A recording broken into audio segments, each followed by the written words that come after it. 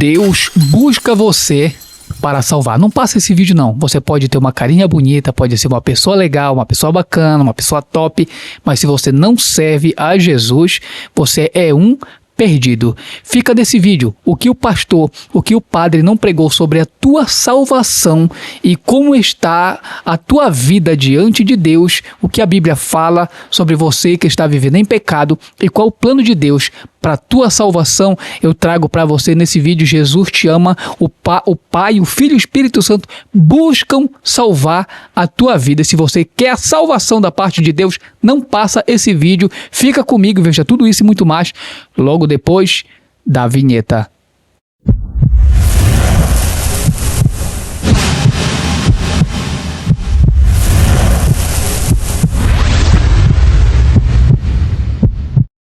Gênesis capítulo 3, do versículo 8 e 9 diz assim: E ouvindo a voz do Senhor Deus, que passeava no jardim à tardinha, esconderam-se o homem e a sua mulher da presença do Senhor Deus, entre as árvores do jardim. Presta atenção, o homem em pecado sempre se esconde após ouvir a verdade de Deus. Olha o que aqui diz o versículo 9. Mas chamou o Senhor Deus ao homem e perguntou-lhe: onde estás? A pergunta de Deus para você: aonde você está? No mundo? No pecado? Distante de Deus? Você pode ter uma carinha linda, pode ser a pessoa que faz a melhor obra de caridade, pode dizer que não é ruim de coração, mas se você não está em Deus, servindo a Deus, em Jesus Cristo, você é um perdido. Preste atenção que a iniciativa não foi do homem. O homem quer se justificar, mas a Bíblia diz que Deus tomou a iniciativa para salvar o homem. Preste atenção. Ele diz assim, ó: mas chamou o Senhor Deus ao homem e perguntou-lhe: onde estás? Aonde você está? Fica nesse vídeo. Então vamos trazer a partir daqui uma palavra poderosa, a missão trinitária, porque o céu parou para te encontrar. Não passa esse vídeo, fica comigo.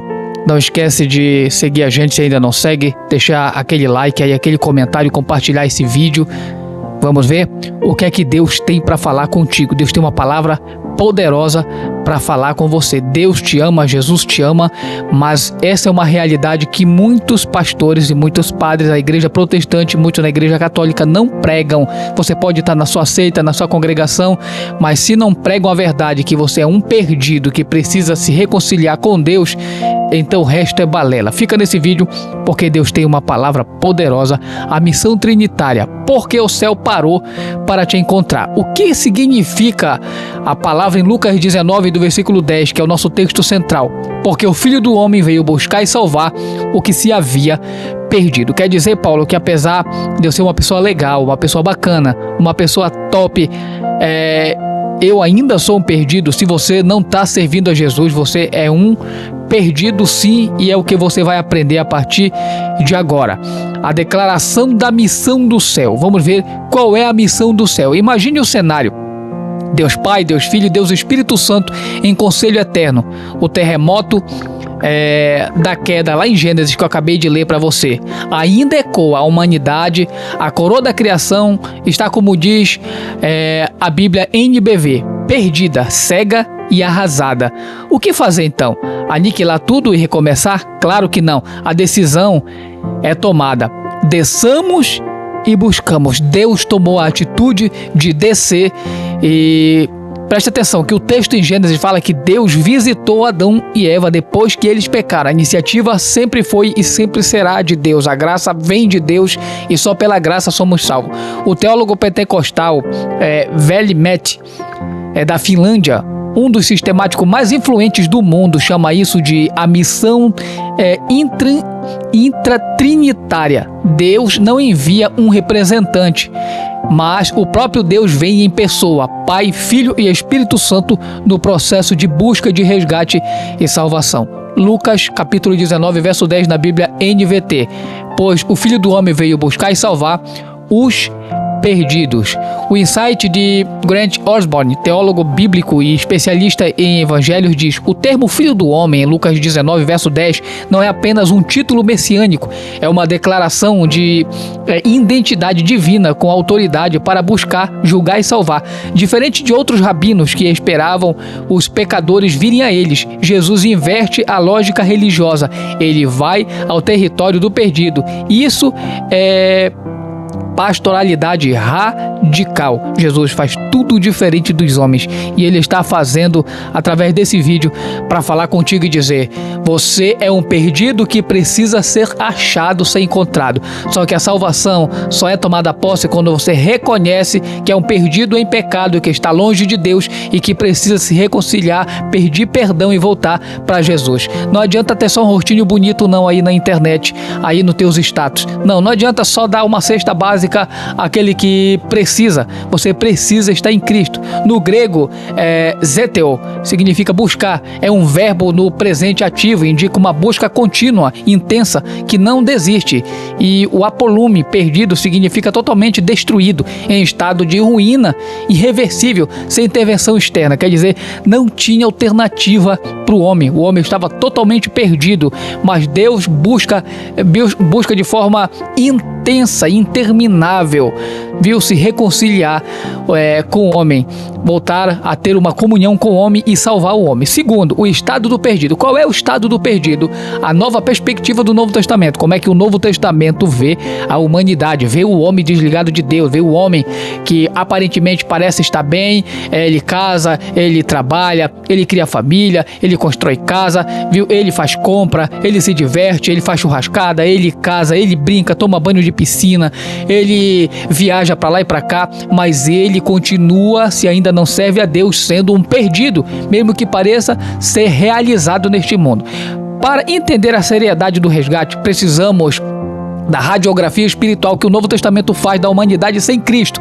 Preste bem atenção, eu estou falando da humanidade sem Cristo. Você pode ter um Deus no teu rótulo religioso, você pode ter um Deus pregado na porta da tua casa, você pode ter um Deus no crucifixo, você pode até ter um Deus na tua consciência, mas se não tiver um Deus na tua forma de vida, no teu coração, que não seja só da boca para fora, como eram os hipócritas daquela época, então você precisa de fato de Jesus o mais rápido possível. Não é exagero, isso é diagnóstico clínico. Vamos ver? O ser humano sem Cristo, morto e não doente. O apóstolo Paulo, em Efésios capítulo 2, do versículo 3, na Bíblia NVT, diz: ele é cirúrgico ao dizer: vocês estavam mortos em suas transgressões e pecados, nos quais costumavam viver. Éramos por natureza merecedores da ira. A Bíblia NBV, Nova Bíblia Viva, com crueza diz: vocês estavam espiritualmente mortos, viviam exatamente como o mundo ímpio vive. Você percebe que uma pessoa sem Cristo, ela vive segundo os padrões mundanos. O insight de Craig Skinner, grande estudioso, historiador, é um do escritor aqui desse comentário aqui histórico-cultural, está aqui o nome dele. Ele traz um insight para nós, um dos mais eruditos do Novo Testamento vivo pentecostal. Ele diz o seguinte: no mundo grego-romano, a palavra perdido, apolume, era usada para descrever algo além da recuperação, um navio naufragado sem esperança, um escravo fugitivo condenado à morte. Paulo usa a mesma raiz em Romanos capítulo 9, do versículo 22, para vasos de ira preparados para a destruição. A condição do pecador não é superficial, ela é catastrófica. A busca de Jesus, portanto, não é gentileza casual, é uma evasiva ou evasio salutis, invasão de salvação em território hostil. Quer dizer, Jesus, ele entra e ele invade a nossa realidade. Preste bem atenção, você vai à igreja, muitas das vezes você não ouve a verdade. Por quê? Porque muitos são covardes, não pregam a verdade, não tem coragem de falar para você que tem uma carinha bonita, que dá dízimo, que dá oferta, que contribui, que ajuda em alguma área, que parece ser uma pessoa legal, e não tem coragem de falar para você que se você não tiver em Cristo, você é um perdido, está condenado a ir ao inferno. Então há uma emergência e urgência do plano de salvação de Deus. Por isso Deus envia o Filho, amém?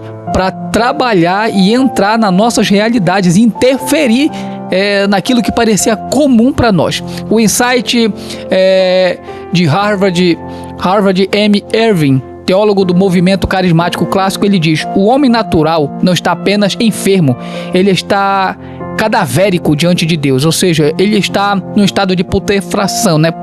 Ele está se decompondo espiritualmente, ele está podre em pecado. Apesar dele parecer bonitinho, apesar dela parecer bonitinha nas redes sociais, no status, para a sociedade, com a sua aparência diante de Deus, por não estar servindo a Deus, está servindo o pecado na carne, ele está podre diante dos olhares de Deus. Não que Deus não o ame. A Bíblia diz que Deus veio buscar e salvar o que já se havia perdido. Presta atenção na lógica. A salvação não é uma reanimação, ela é uma ressurreição. É a ressurreição, e a ressurreição, nesse caso, ela requer um poder que só o Criador possui. 3 dimensões da perda. Vamos ver, conforme o Novo Testamento. Conforme o Novo Testamento, a perda ela tem 3 dimensões. Vamos ver quais são elas. A parábola de Lucas no capítulo 15, a realidade no Novo Testamento e a referência-chave. A ovelha perdida é conhecida como uma estupidez. O homem segue seus próprios caminhos, como está em Romanos 3, do versículo 10 ao 12. E não há quem busque a Deus. A moeda perdida é inércia. O homem é escravo do pecado, não pode se libertar, como está no Evangelho de João 8, verso 34. Todo aquele que comete pecado é escravo do pecado. O filho perdido é a rebelião. O homem é inimigo de Deus por natureza, como está em Colossenses capítulo 1, versículo 21. Era o inimigo de Deus em sua mente. A corroboração de Romanos do capítulo 5, do versículo 6 a 8, de J.B. Phillips, diz o seguinte: quando ainda estávamos completamente impotentes, Cristo morreu pelos ímpios. Deus prova seu amor por nós ao fato de Cristo ter morrido por nós quando ainda éramos pecadores. Quer dizer, quando Cristo trabalhou, quando Deus trabalhou, o Pai, o Filho e o Espírito Santo trabalharam pela nossa salvação, nós estávamos mortos, podre ao olhar de Deus. Por isso que existe a misericórdia. A misericórdia é um Deus limpo, puro, santo, abraçar um podre, é considerar um podre, é dar credibilidade a um cadáver podre, que era assim que estávamos antes de conhecer a verdade e servir a Deus.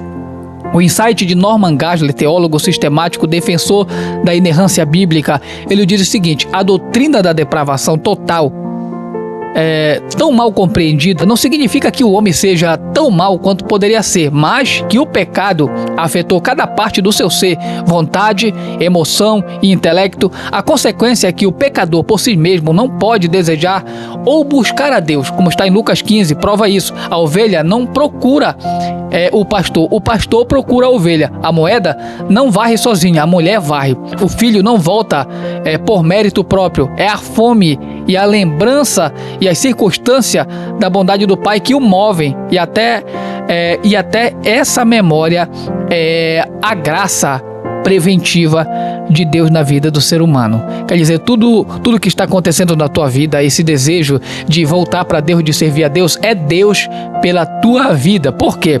Porque você é um desgraçado, miserável e pobre pecador diante da riqueza espiritual de Deus. Assim éramos todos nós, a Bíblia diz. A Bíblia diz: não há um que faça o bem. Quando a Bíblia ela pesa as nossas obras, a Bíblia mostra que nós éramos desgraçados, miseráveis pecadores. Mas a partir do momento que a gente se rende, que a gente se entrega, que a gente confessa, que a gente decide aceitar este plano de Deus e deixar Deus nos abraçar, nos transformar, nos libertar, aí somos justificados diante de Deus. A busca ativa de Deus não é passividade, ela é invasão. Como assim? A teologia reformada, ao lado da pentecostal, afirma que Deus não espera o pecador buscar a Deus, porque o pecador não tem vontade ou capacidade para isso, como está no Evangelho de João, capítulo 4, verso 44, na Bíblia NVT. Ninguém pode vir a mim, a menos que o Pai que me enviou o atraia. Isso é o que diz a Bíblia Sagrada. O Pai busca O pai tem uma iniciativa, o pai ele busca. Está lá no Evangelho de João capítulo 4, no versículo 23. O próprio Jesus diz à samaritana, o pai procura verdadeiros adoradores. Quer dizer, Paulo, que nós temos que nos enquadrar num plano de adorador? Sim, somente o verdadeiro filho de Deus que deixa de ser criatura, porque eu sinto muito em te dizer, você se considera filho de Deus, vivendo em fornicação, em pecado, em adultério, em mentira, em engano, em roubo, em fraude, em imoralidade sexual, beberrão, cachaceiro, maconheiro, drogado, e você acha que você é um filho de Deus? Não, você não passa de uma criatura de Deus, mas a partir do momento que você se enquadra no plano de filiação de Deus, a qual Deus te adota, mesmo você não sendo de Israel, né, você sendo enxertado na oliveira verdadeira, Deus começa a te reconhecer como filho por causa do sacrifício de Cristo. O pai busca, está lá no Evangelho de João capítulo 4, verso 23, é o pai que busca verdadeiros adoradores. Preste bem atenção, o pai não busca filhos, o pai busca verdadeiros adoradores. Por quê? O verdadeiro adorador, quando se posiciona, ele torna-se automaticamente, pela obra de Cristo, filho de Deus. O próprio Jesus diz à samaritana, o pai procura verdadeiramente adoradores. O verbo aqui é zeteo, o mesmo de Lucas. O pai está em missão, e essa missão de Deus não se encerra por mera circunstância. Deus não para porque as coisas parecem não estar favoráveis a você. Muito pelo contrário, Deus trabalha até nas circunstâncias que para você parece, desfavoráveis. Mas Deus está por trás de toda essa circunstância, querendo buscar te perdoar, te libertar, te transformar e fazer de você uma nova criatura.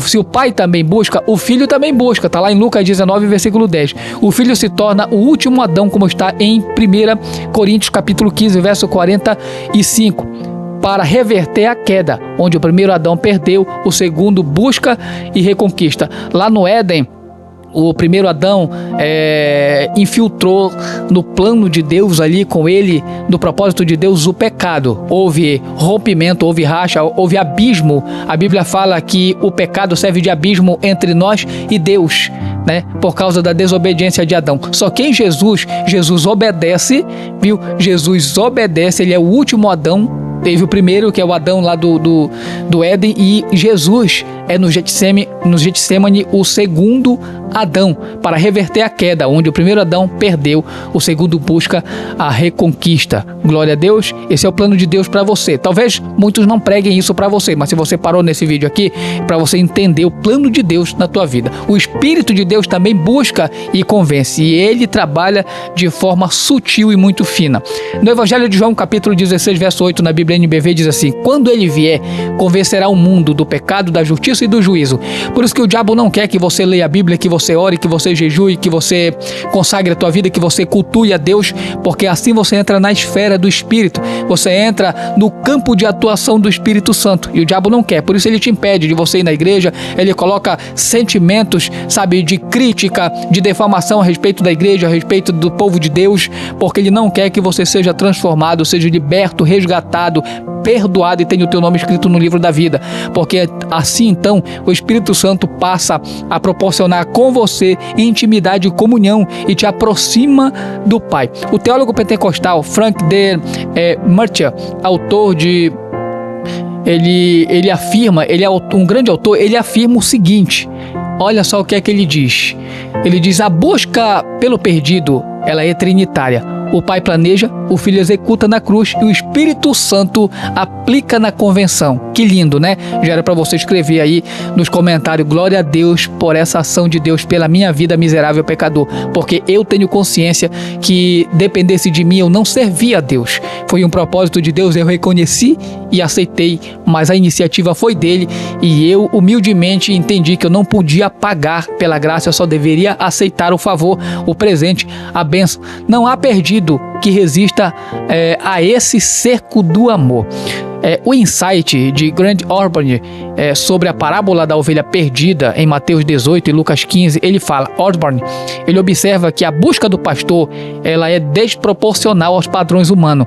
Deixar 99 ovelhas desprotegidas para buscar uma é economicamente insano, mas o reino de Deus opera por uma lógica diferente, a lógica do amor extravagante.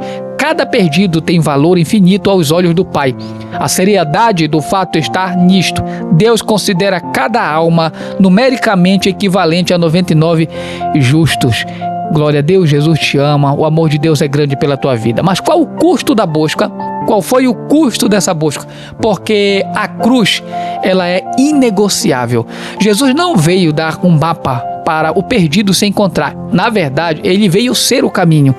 Em 2 Coríntios 5, versículo 19, na tradução de J.B. Phillips, em Cartas para Hoje, ele diz o seguinte lá: Deus estava em Cristo, reconciliando consigo o mundo, não levando em conta os pecados dos homens. A dívida do perdido era eterna. A lei, ela exigia justiça. Gálatas capítulo 3, do versículo 13, na Bíblia NBV, a Nova Bíblia Viva, diz: Cristo nos resgatou da maldição da lei, tornando-se maldição em nosso lugar. Você acha que o preço de Jesus foi simples? Não, somente uma ameaça do tamanho do inferno justifica uma obra do tamanho da cruz. Vamos ver uma ilustração teológica pentecostal clássico de Donald Guy. O pastor que buscou a ovelha não só enfrentou, melhor dizendo, o deserto. Ele sujou as mãos, literalmente, com espinhos, rompeu vertes nas pedras e, ao final, carregou a ovelha sobre ombros ensanguentados. A cruz são os ombros rasgados de Deus, e você deveria valorizar isso com mais seriedade. O que Deus quer de você não é só um estado de intelecto da crença. Deus quer de você obediência, uma entrega, uma renúncia do mundo, viu? Uma comunhão total. A corroboração de 1 João do capítulo 2, do versículo 24 ao 25 na Bíblia NVT diz o seguinte: Ele mesmo levou nossos pecados em seu corpo, por suas feridas vocês foram curados. Vocês eram como ovelhas desgarradas, mas agora voltaram ao pastor de suas almas. Porque o que está em jogo, meu querido, não é só a tua beleza, não é só o teu dinheiro, não é o teu carro, não é o teu iate, não é a tua mansão. O que está em jogo é a tua alma. É a tua alma que vai para o céu ou para o inferno. Jesus desceu, Deus desceu, Pai, Filho e Espírito Santo, para trabalhar nisso e te perdoar e te garantir o direito de salvação e vida eterna e te livrar do inferno, porque para lá eu e tu já tínhamos a passagem paga. O insight de Craig S. Keener sobre o contexto da cruz é o seguinte: Craig Keener, ele aponta que no judaísmo do Segundo Templo, a expiação pelos pecados exigia um sacrifício perfeito, repetido anualmente. A novidade do evangelho é que Deus, o próprio Deus, ele mesmo se torna um sacrifício. A busca do pastor termina no altar do sacrifício. A seriedade do pecado, ela é medida pelo preço pago. O sangue inocente, esse é o maior preço. Portanto, subestimar o pecado é subestimar a cruz, e subestimar a cruz é insultar o buscador, que é o Pai, o Filho e o Espírito Santo. O insight de Norman Geisler, em sua teologia sistemática, ele diz o seguinte: Norman Geisler, ele argumenta que a justiça de Deus exige satisfação. O pecado não pode ser simplesmente ignorado ou varrido para debaixo do tapete da graça. A busca de Deus pelo perdido deve satisfazer tanto o amor, que quer salvar, quanto a justiça, que exige punição. Na cruz, ambas convergem. O amor oferece o Filho, a justiça pune o Filho em nosso lugar. Sem a cruz, a busca seria um resgate sem resgate, algo impossível. Você entendeu a seriedade, o preço que Deus pagou e ainda está pagando com a ignorância da humanidade, com a relutância do homem de ignorar tudo isso? Você não ficou nesse vídeo em vão, não. É Deus te ensinando o caminho, viu? É Deus dizendo: eu sou o caminho para a tua salvação. Não ignore, você pode ser rico, você pode ser pobre, mas ambos os lados precisam da graça, precisam ser salvos o mais rápido possível. Se você morrer na tua pobreza sem Cristo, você vai para o inferno. Se você morrer na tua riqueza sem Cristo, você vai para o inferno. O encontro que transforma. O exemplo, Zaqueu como modelo. Lucas 19 é a demonstração prática. Zaqueu, o homem perdido, social, espiritual e financeiramente, encontra Jesus. E o resultado é imediato. Deus tem obra imediata para você. Qual foi o resultado? Primeiro, arrependimento demonstrado. Ele disse que ele ia devolver de forma quádrupla tudo que ele tinha roubado. Então, primeiro, arrependimento demonstrado, devolução quádrupla. Segundo, restituição pública. Terceiro, salvação declarada por Jesus. O próprio Jesus toma a iniciativa e diz: hoje houve salvação nesta casa. Quando você tomar a tua iniciativa, não se preocupe com a opinião das pessoas. O próprio Jesus declara em público, no céu e na terra, que há salvação para você e para a tua casa. Tito capítulo 2, do versículo 11 e 12 na Bíblia NBV explica isso. Ele diz: porque a graça de Deus se manifestou trazendo salvação a todos os homens. Ela nos ensina a renunciar à impiedade e às paixões mundanas. Quer dizer, Paulo, que ser crente, ser um verdadeiro cristão evangélico, um servo de Deus, é renunciar à impiedade e às paixões mundanas. Sim, você vai viver sobre renúncia e você vai se afastar da impiedade e você vai trabalhar nas paixões mundanas na tua vida, e Deus, pelo Espírito, vai te transformar nessas áreas e você será uma bênção. A graça que busca é a mesma graça que ensina e transforma. O insight de Grant Osborne sobre a resposta de Zaqueu é a seguinte. Osborne, ele destaca que a salvação não é apenas um status jurídico, tipo justificação, mas uma transformação real, que é a santificação. Zaqueu não apenas crê, ele restitui. A busca de Jesus produz fruto de arrependimento. Ser achado sem mudança de vida é uma contradição dos termos do evangelho sincrético de Lucas. O perdido, quando encontrado, anda diferente. A gente tem visto ultimamente que muitos estão entrando na igreja, não tem transformação. Eles entram e continuam com o mesmo estilo de vida. Poucas coisas são mudadas. Então você percebe que não está havendo uma entrega sincera, não está havendo uma conversão, direta, no literal. Uma transformação milagrosa da parte de Deus. E é o que Deus quer fazer na tua vida. Não se iluda de entrar na igreja e viver como muitos estão vivendo, com rótulos mundanos no seu coração, na sua vida, tanto interna quanto externa. Estão vivendo de forma mundana e não tem como gerar bons frutos diante de Deus. Se não gera bom fruto, a Bíblia diz que a árvore é cortada e lançada no fogo. O resultado da busca, qual é esse resultado? Alegria no céu e certeza na terra. A seriedade do pecado, ela é inversamente proporcional à intensidade da alegria celestial. Lucas 15, do versículo 7 na Bíblia NVT diz: haverá mais alegria no céu por um pecador que se arrepende do que por 99 justos que não precisam se arrepender. Quer dizer, a engrenagem do céu está à tua disposição. Você quer mover o céu? Arrependa-se. O apóstolo Judas, em sua carta, resume o final da história para o perdido que foi achado, lá em Judas 1, do versículo 24 ao 25 na Bíblia NBV. Ele diz assim: aquele que é poderoso para impedi-los de cair e apresentá-los diante da sua glória sem mácula e com grande alegria, seja a ele a glória. Deus tem o poder de trabalhar e quer e está disponível pela tua vida. O insight pentecostal final, era um membro da Sociedade dos Estudos Pentecostais, da Cherry Bridger Jones. O perdido, olha só, o perdido não é apenas um caso, é uma pessoa pela qual o pai chora, o filho sangra e o espírito geme. Você não entendeu, eu vou tornar a repetir. O perdido não é apenas um caso, eu estou falando de você, que eu não vim aqui te enganar. Se você ainda não serve a Deus de verdade, pode até estar dentro da igreja, pode ser da igreja católica, pode ser da igreja evangélica, não está servindo a Deus, está servindo o ídolo, está servindo o mundo, está praticando pecado de forma viciante, você é um perdido. Olha só, o perdido não é apenas um caso, é uma pessoa pela qual o pai chora. Larga-se os ídolos, eles vão te levar para o inferno. O filho sangra e o espírito geme.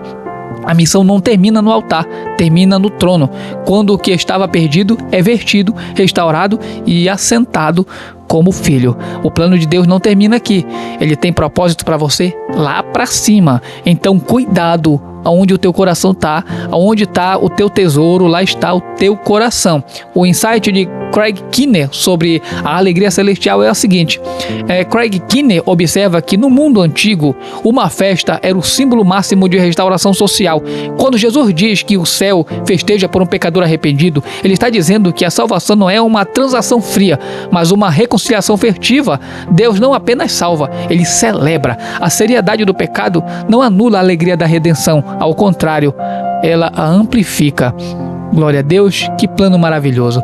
O insight de Norman Geisler sobre a certeza da salvação é o seguinte. Geisler, embora não pentecostal direto, confesso, respeitado no diálogo evangélico, argumenta que quem foi genuinamente buscado e salvo por Deus tem a segurança da perseverança. E eu quero argumentar algo. Mesmo ele não sendo pentecostal direto declarado, ele é considerado um grande teólogo. Entretanto, a CPAD, que é uma editora pentecostal, lançou a teologia sistemática dele, de Norman Geisler. Deus, olha só, é poderoso. Judas, no capítulo 24, não é um desejo piedoso, é uma declaração factual. Deus é poderoso para nos guardar. O mesmo pastor que buscou a ovelha no deserto não a perderá de novo. A seriedade da busca garante a segurança do achado. Que palavra maravilhosa, né?